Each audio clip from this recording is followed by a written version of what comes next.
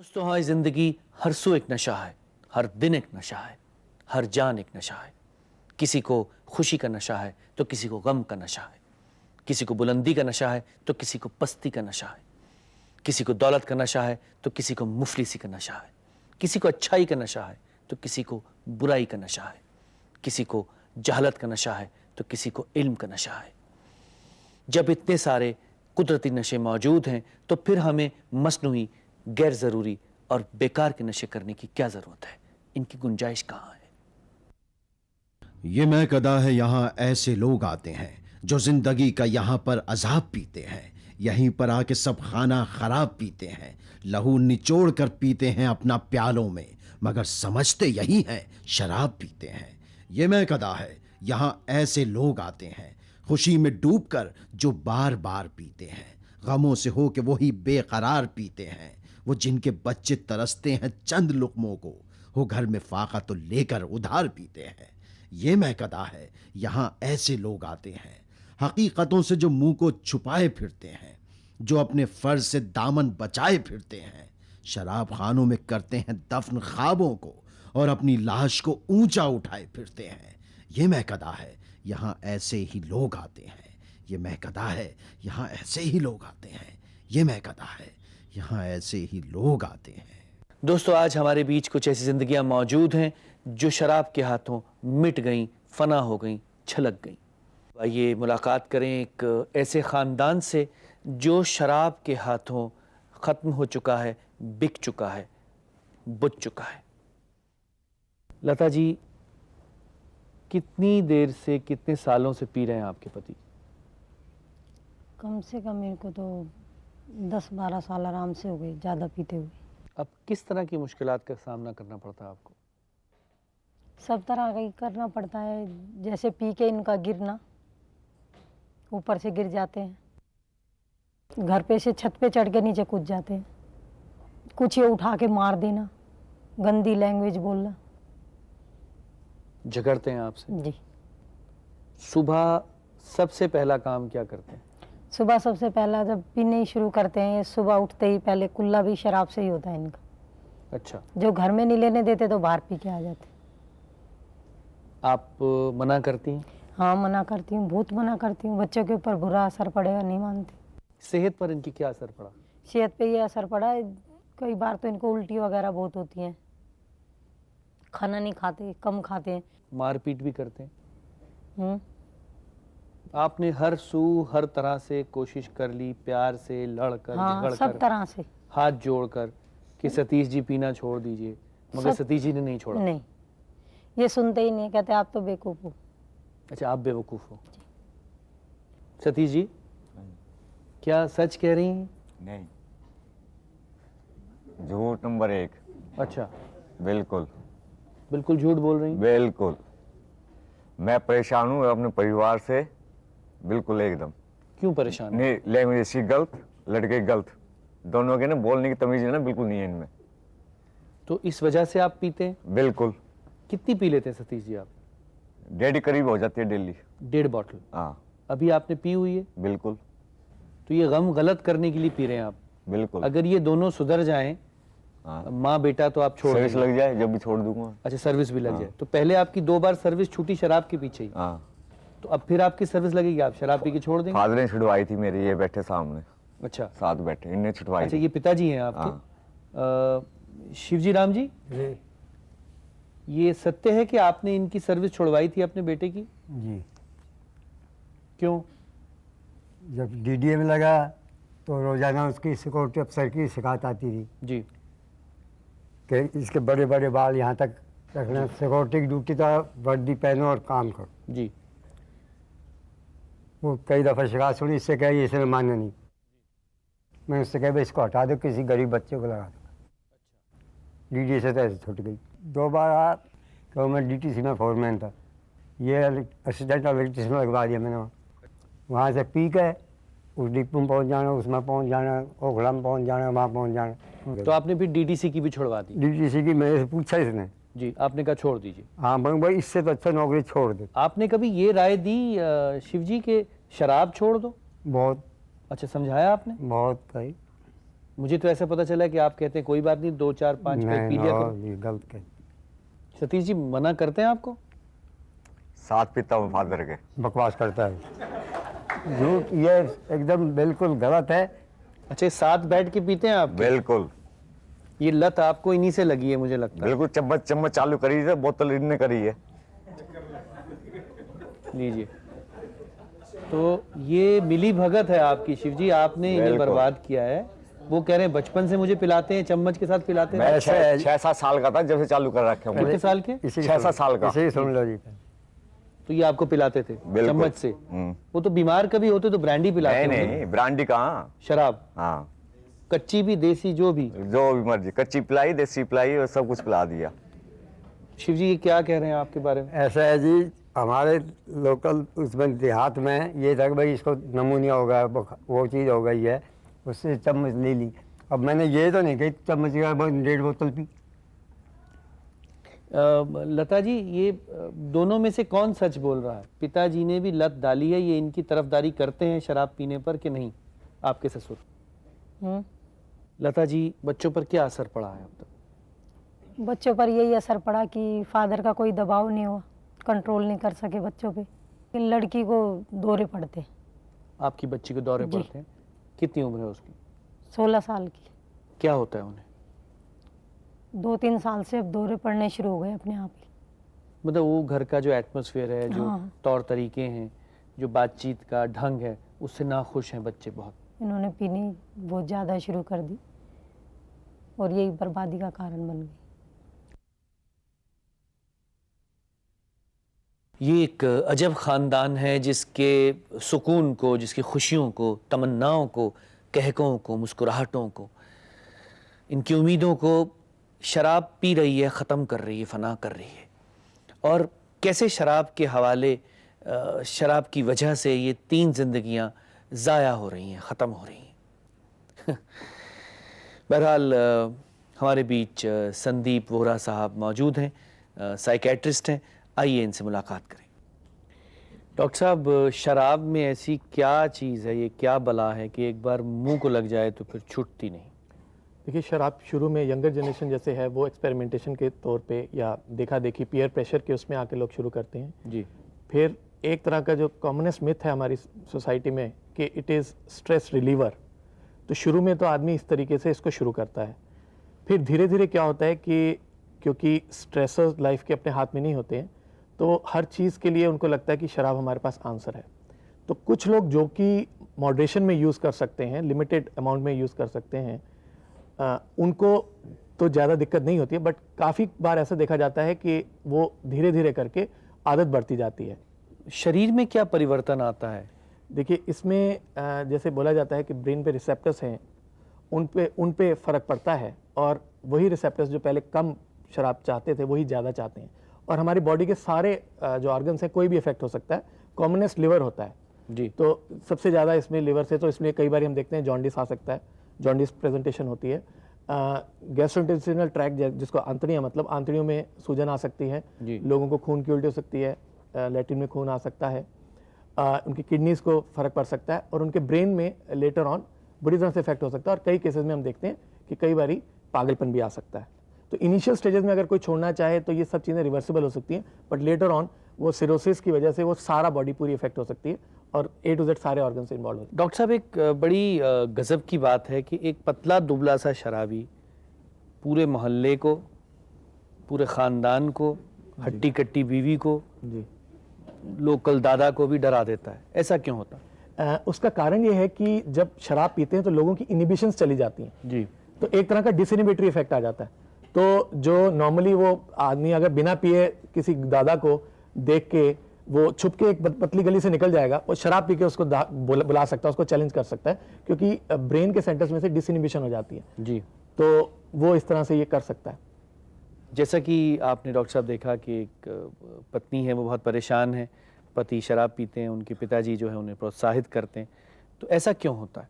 इसका कारण ये है कि जैसे कई बार ऐसे होता है कि पिता को लगता है कि जो वो आज तक करता आया है वो ठीक है, और वो एक तरह का रैशनलाइज कर रहा है उसको, और घर में रेजिस्टेंस के बावजूद उसको लगता है कि जो कि उसने आज तक जो ज़िंदगी भर किया वो बिल्कुल ठीक है, इसीलिए वो प्रोत्साहित करता है लड़के को। एक दूसरा, उसको लगता है कि अगर ये खुद नहीं पिएगा तो कल को मुझे रोक सकता है, जी, और अगर पिएगा तो कल को दोनों इकट्ठे ले सकते हैं।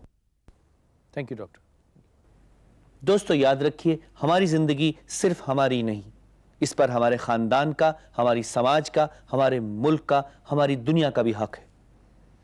इस हक को गलत रास्तों में डालना, गलत आदतों में पालना और शराब के प्यालों में बहाना गलती है, खता है, बुरी बात है। आज हमारे बीच एक ऐसे पिता मौजूद हैं जिनकी जवान बच्ची शराब के हाथों जाया हो गई, मिटा दी गई। आइए मुलाकात करें मरहूम जेसिका लाल के पिता से। लाल साहब, क्या हुआ था जेसिका के साथ? ऐसा जी, जैसे आपने अभी कहा, वो शराब के नशे में इनको उसको गोली मार दी। पार्टी चल रही थी और ड्रिंक्स बेच रहे थे ये, और उसमें एक इनका कट ऑफ टाइम था शायद 12 बजे का या कुछ, के भाई उसके बाद ड्रिंक नहीं सर्व करनी, उसके बाद शराब नहीं मिलेगी। शराब नहीं मिलेगी। ये आ गए, ये अपने इनके साथ 3-4 और थे जो मुल्जिम हैं, उनके 3-4 और फ्रेंड थे साथ में कि जी हमें ड्रिंक चाहिए। तो उन्होंने कहा जी ड्रिंक का टाइम तो ख़त्म हो गया, उसके ऊपर ही अगर ड्रिंक नहीं दोगे तो मैं मार दूँगा। तो उसके बाद क्या यहाँ से रिएक्शन हुआ ये हमें पता नहीं, लेकिन उन्होंने एक जो है गोली चलाई वो छत पर, और दूसरी जो है गोली निशाना लेके सीधे इनके सिर में मार दी। कैसी लड़की थी जेसिका? जेसिका जी ऐसी बड़ी सोशेबल लड़की थी, बहुत हरदे लजीज थी, कई उसके दोस्त कई थे, और मतलब ऐसी लड़की को मतलब मारने का तो हमें तो कभी ख्वाब ख्याल में नहीं था कि भाई ऐसा हादसा हो सकता है। आखिरी बार कब मिले थे आप उससे? बस जिस दिन वो उस फंक्शन में गई हैं रात को कोई 10:30 बजे, हमसे वो मतलब विदा लेके निकली हैं, बस उसके बाद फिर ये हादसा हो गया। आपको मालूम था कि वो किसी बार में या किसी रेस्टोरेंट में रात को सर्व कर रही हैं ड्रिंक्स? ऐसा जी, वो उनकी फ्रेंड थी मालिनी रमानी जी, तो वो मतलब एज ए होस्टेस उनको बुलाया करती थी, तो इसलिए हमें पता था वो कि भाई उन्होंने जाना है ये रेस्टोरेंट के अंदर, और वहाँ पर एज ए होस्टेस जो है वहाँ पर इनको उसमें सर्विंग भी था लिकर का। आप नहीं समझते लाल साहब कि ये कुछ हम लोगों की भी गलती है कि जानते हुए कि शराब बेचना इस तरह से गैर कानूनी है और ख़रीदना भी इस तरह से गैर कानूनी है, लेकिन फिर भी हम अपने बच्चों को ये लिबर्टी देते हैं कि आप चले जाइए और एज ए बार हॉस्टेस काम कर लीजिए। क्या ख्याल है आपका? अपनी जेसिका का तो ये था कि वो मतलब आप समझिए हफ्ते में 6 या 7 दिन, 7 ही दिन बल्कि उनकी इनविटेशन आते थे उनको पार्टी के लिए, तो इसलिए अब क्योंकि अब सोशलाइट थी, इसलिए अब हमने तो उनको कोई रोक डाली नहीं, भाई ठीक है, और कभी ऐसा हुआ नहीं कभी। और ये तो हादसा ऐसा था कि बिल्कुल बड़ा अजीब सा मतलब था कि हमें कभी दिमाग में या ज़िंदगी में कभी ये फीलिंग ही नहीं हुई कि अभी ऐसा हो सकता है कि। How are you treating your life now after this incident, this accident rather? मुझे अभी 1 साल तक तो इंसोम्निया था, मतलब ये था कि कभी भी अगर सोते वक्त अगर नींद आ भी गई और उसके बाद थोड़ी देर बाद आँख खुल गई, तो जब ये ख्याल आता था उसके बाद नींद गायब, मैं गोलियां खा रहा था। अब ये है कि जी एक तरह से हालांकि ये एक्सेप्ट नहीं करते हम कि शी इज़ नो मोर, लेकिन अब थोड़ा सा जो पेन है या दर्द है वो कम हो गया। दोस्तों, वो शख्स जिसने ये गुनाह किया है, अगर इनकी बेबसी को देख रहा है, इनके अकेलेपन को महसूस कर रहा है, तो हम उससे कहना चाहेंगे कि ये अकेलापन, ये आंसू, ये बेकसी, ये बेबसी सारी जिंदगी इनका दामन नहीं छोड़ेगी, इनके साथ जिएगी, इनके साथ मरेगी। हमारी आप सबसे गुजारिश है कि शराब जैसी बुरी शय को अपना दोस्त न बनाएं, उससे दुश्मनी करें, उससे दूर रहें, उसे अपने पास न फटकने दें। हमारे बीच अनीस सोहरावर्दी साहब भी मौजूद हैं, सुप्रीम कोर्ट के लॉयर हैं, ज़हीन हैं। आइए इनसे मुलाकात करें और बातचीत करें। अनीस साहब, अभी आपने सुना और आपको मालूम भी है कि जेसिका लाल मर्डर केस बहुत मकबूल मर्डर केस है, तो उसमें ओपनली शराब बिक रही थी, ख़रीदी जा रही थी, बेची जा रही थी, पी जा रही थी, और इसी सिलसिले में वो कत्ल हो गया। तो क्या सरकार की जिम्मेदारी नहीं कि ऐसे जो, ये पुलिस की जिम्मेदारी नहीं कि ऐसे जो अड्डे हैं उन पर नज़र रखी जाए? देखिए, जिम्मेदारी तो लॉ इन्फोर्सिंग एजेंसीज की ही बनती है। जी। मैं ये मानने के लिए तैयार नहीं हूँ। वैसे तो सरकार जो है लाइसेंस प्रोवाइड करती है ऐसी जगहों के लिए। जहाँ तक मुझे मालूम है कि जिस अड्डे के ऊपर ये कांड हुआ वहाँ पे लाइसेंस नहीं था। ये भी मैं मानने के लिए तैयार नहीं हूँ कि हफ्ते 10 रोज से ही वहाँ शराब का व्यापार चल रहा हो। जी। शराब वहाँ पे कई साल से चल रही थी, और ये जो नोटिस में आई, वो नोटिस में आई जब ये कत्ल हो गया। तो why the law enforcing agencies were not vigilant enough to come forward and identify such places जहाँ पे ऐसा हो रहा है। देखिए, एक हो गया, लेकिन उस हादसे से हमने सबक क्या सीखा, that is all the more very important. मैं समझता हूँ कि ऐसे सैकड़ों हजारों ठिकाने होंगे। जी बेशक। मेट्रोपॉलिटन्स के अंदर ज़्यादा होंगे, चाहे वो दिल्ली हो, बॉम्बे हो, या इसी तरीके के बहुत सारे मेट्रोपॉलिटन्स होंगे। लेकिन उसके बाद सरकार ने क्या किया, कोई ऐसा रेगुलेशन बनाया? चलिए साहब, 10-15 दिन तक तो बड़ी सख्ती रही, यहाँ पे भी रेड, वहाँ पे भी रेड, लेकिन वो ठिकाने तो वैसे ही चल रहे हैं। कहीं पे धीरे-धीरे रिश्वत भूल दे गए। करके चल रहे हैं, या अगर कहीं पे लाइसेंस दे करके चल रहे हैं तो वो लाइसेंस लेने के तरीके भी बहुत आसान है। I think I am told that the place is still running, जी। इज स्टिल गोइंग ऑन, जी। It is just started if I am correct. और जब वहां पे इतना बड़ा कांड होने के बाद में, I do not know whether they have been able to procure the licence और नॉट। नहीं, without liquor at the moment, है विदाउट लिकर। और विदाउट लिकर तो वहां कोई देखने वाला नहीं है ना, वहां जाकर के देखना पड़ेगा। कोई ऐसी एजेंसी जाए, इन्वेस्टिगेट करे। और मैं समझता हूं कि अगर सोसाइटी के अंदर अगर वॉलंटियर्स, अगर खुद लोग तय कर लें, तो वो खुद भी, जैसे हमारे एनजीओज हैं या और इस तरीके की वॉलंटरी ऑर्गेनाइजेशंस हैं, इफ दे कम फॉरवर्ड तो the things can be resolved. नहीं लाल साहब, मैं आपसे इतना ज़रूर कहना चाहूँगा, अनीस साहब के दस्तक की जानिब से हम ज़रूर पता लगाएंगे कि उस जगह पर जहाँ वो हत्याकांड हुआ था जेसिका लाल का, अगर फिर से शराब बिक रही है तो बिकनी बंद हो जाए, उस जगह को ताला लग जाए। ये पक्का है। Thank you very much sir. हमारे देश से ही नहीं बल्कि पूरी दुनिया से हमें बेशुमार खत आ रहे हैं, टेलीफोन कॉल्स आ रही हैं, यहाँ तक कि लोग भी मिलने आ रहे हैं। कुछ लोग इमदाद मदद पाना चाहते हैं, कुछ लोग मदद करना चाहते हैं। हम सबके बेहद बेहद शुक्रगुजार हैं कि आपने हमें इस काबिल समझा, इस लायक समझा। आइए अब आपको बताएं कि दस्तक के जरिए हम किस तरह से कितने लोगों की मदद कर रहे हैं। दस्तक के 9वें एपिसोड में हमने औरतों के खिलाफ होने वाले जुल्म सितम को निशाना बनाया था। इसी एपिसोड में हमने चंद जालिमों के हाथों बेआबरू हुई बॉबी लता साहू से मुलाकात की थी। इनके आंसू, इनके दर्द, इनकी तकलीफें देखकर चंद इंसानियत पसंद नौजवानों ने इनके लिए शादी के पैगाम भेजे हैं।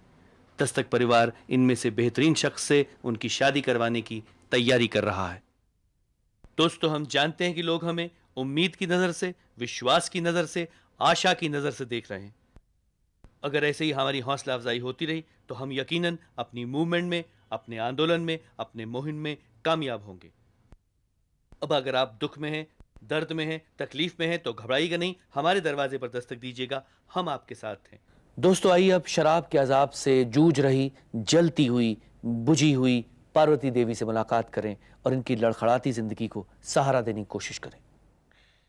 पार्वती जी, आपके पति शराब पीते थे? जी, शादी के टाइम पर तो नहीं पीते थे, उसके बाद पीना शुरू करा। पीने के बाद क्या करते थे? पीटना शुरू कर देते या बच्चों से बोलना। आपको पीटते थे, मारते थे? मुझे पीटते भी थे, मारते भी थे। गाली गलौज करते थे? हाँ, बाहर भी पी के आते थे काफ़ी देर तक। बच्चों से भी झगड़ते थे? बच्चों से भी झगड़ते। मेरे घर वालों को किसी को पता नहीं था, मम्मी पापा को, कि ये शराब पीते हैं, ये इसको मारते हैं, क्योंकि औरत तो हर समय समझती कि मेरा पर्दे में रहे, अंदर की बात अंदर ही, किसी को पता ना चले। लड़की तो हमेशा ये सोचती है कि मेरे माँ बापों को दुख ना हो।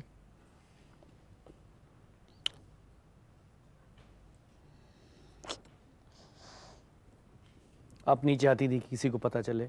मैं नहीं चाहती थी किसी को। अब दुख झेलती रहीं, सहती रहीं, जी। किसी को बताया नहीं आपने? उसके बाद मेरे भाई ने मामी इनका भांजा लगता था रिश्ते में।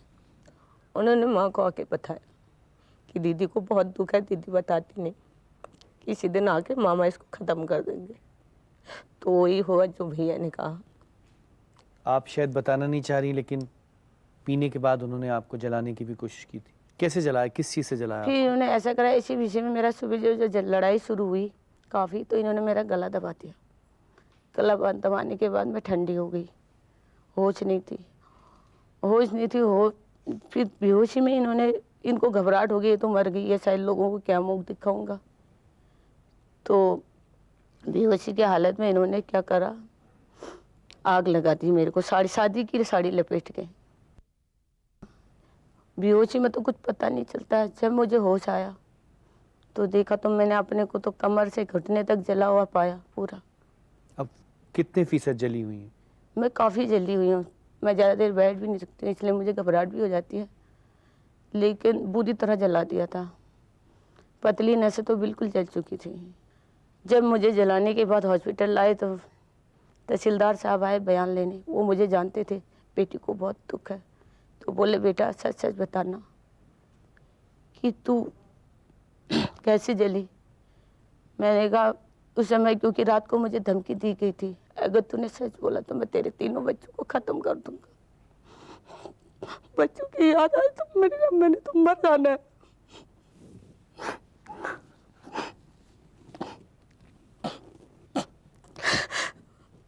मर जाना है, बच्चों की ज़िंदगी खराब हो जाएगी।